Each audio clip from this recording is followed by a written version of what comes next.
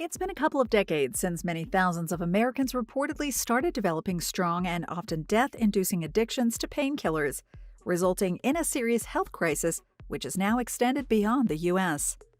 Despite the seriousness of the issue, the family that owns the biggest opioid producing empire in the world isn't as well known as their company Purdue Pharma's dangerous product.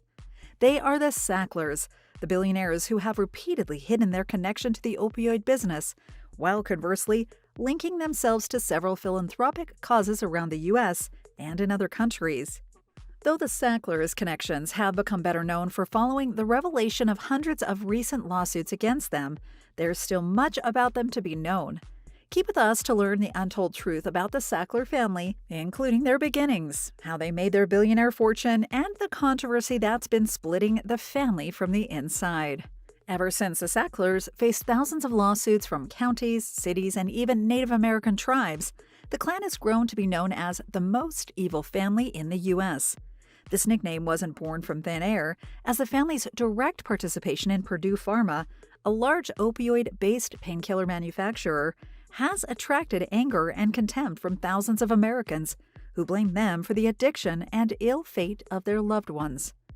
According to the New York Times, the accusations against the Sacklers are based on their company's misleading marketing techniques when it came to their billion-dollar earning product OxyContin, which was introduced as a low-addiction risk painkiller, while allegedly, deliberately hiding its highly addictive nature. The family had an estimated net worth of $11 billion by 2020, earned while staying away from executive roles in their company since 2003. Most people don't know that Purdue Pharma's billionaire status is relatively new.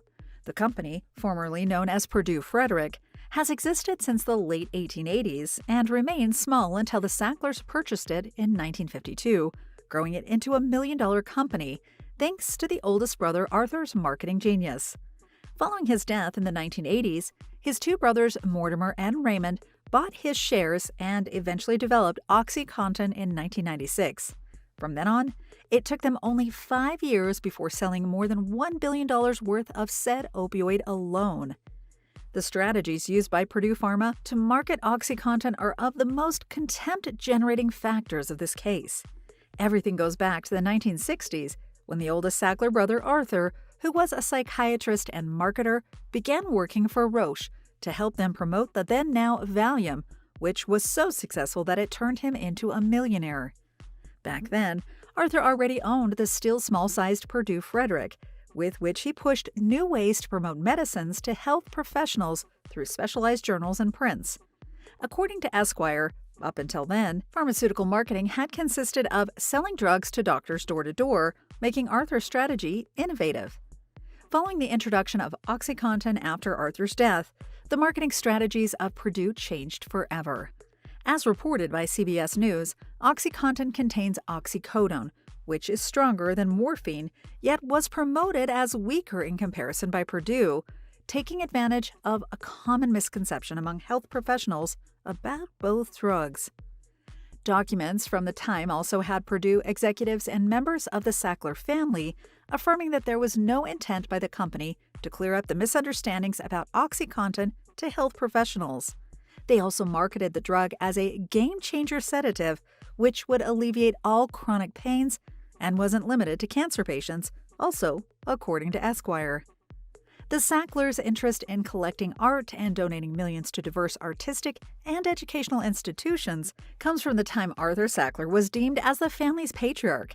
Right after his marketing strategies turned him into a millionaire in the 1960s, Arthur began pursuing a lifelong passion for art collecting. According to his second wife, Marietta Lutz's memoir, Arthur was especially interested in antique Chinese artifacts and would eventually own a collection so massive that it was difficult to know exactly what items he owned. He later went on to donate parts of his collection to New York's Metropolitan Museum of Art, where he and his brother Mortimer and Raymond would fund a relocation of the Temple of Dendur in 1974. Despite his contributions to the museum, Arthur didn't find a seat on its board and eventually fell out with the organization, donating the rest of his collection to the Washington-based Smithsonian Institution. The Sacklers' enthusiasm for the art market didn't stop after Arthur died in 1987, though, as they would go on to donate to several prestigious art-centered institutions, such as France's Louvre Museum, UK's Tate Modern, and the Victoria and Albert Museum, among many others around the world. Nonetheless, the increased backlash towards the family, prompted by the 2019 lawsuits against them, led many art institutions to refuse to accept further donations from the family. Following the death of Arthur Sackler, his shares in Purdue were purchased by his brothers Mortimer and Raymond for over $22 million, meaning that Arthur's heirs no longer had shares or connections to the company.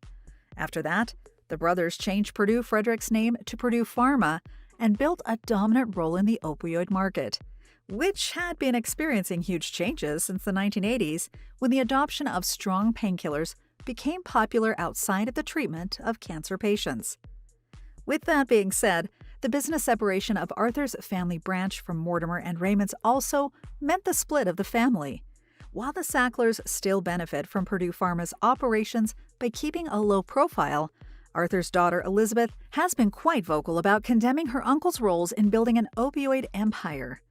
In 2018, Elizabeth described the situation as abhorrent and supported the project of Nan Goldin, an artist and former OxyContin addict who that year exhibited a collection focused on her near-death experience with opioids. While that said, neither Elizabeth nor her siblings are mentioned in any of the civil lawsuits filed against the Sacklers. On the other hand, the heirs of Mortimer and Raymond have generated international contempt for not accepting the responsibility of their company over the opioid crisis. Nonetheless, only time will tell what other Sacklers family secrets will be revealed as they continue facing in court the ire of thousands of people. Thank you for spending some time with us. Make sure to like and subscribe so you never miss another video. We also handpick these videos, which we recommend you watch next. You can talk to us on all social medias or ask a question in the comments below. Thank you for being with us, and we'll see you back tomorrow.